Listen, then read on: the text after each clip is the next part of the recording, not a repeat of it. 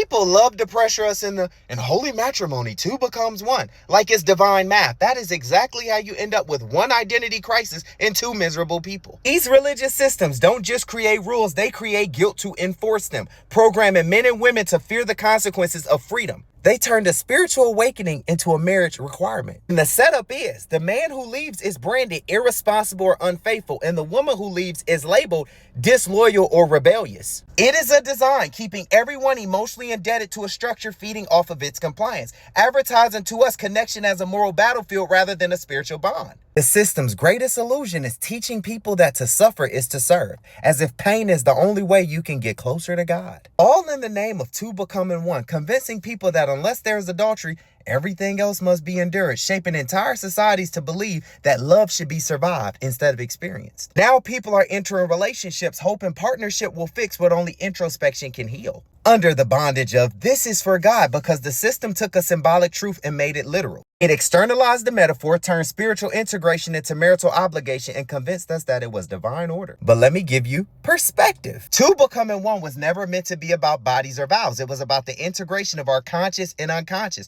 the union of our masculine and feminine energies within the true self. So yes, what was turned into marital law was originally a symbol for individuation, the process of becoming whole. Once this metaphor got externalized, the collective psyche started chasing their missing parts in other people instead of reconciling with themselves. This only influenced marriage to become a stage where unresolved archetypes perform devotion while silently seeking healing. Then you have people, when they get up in age, they say, I haven't found my person. Most people haven't found their person. They're just with a person. Because of this influence, they did not find an alignment. They found an attachment. Once their consciousness catches up to the embodiment of who they are, that person won't even exist anymore. Once you break free from these systems, the soul recognizes itself. The search ends, not because it stopped looking, but because it recognized nothing was ever missing.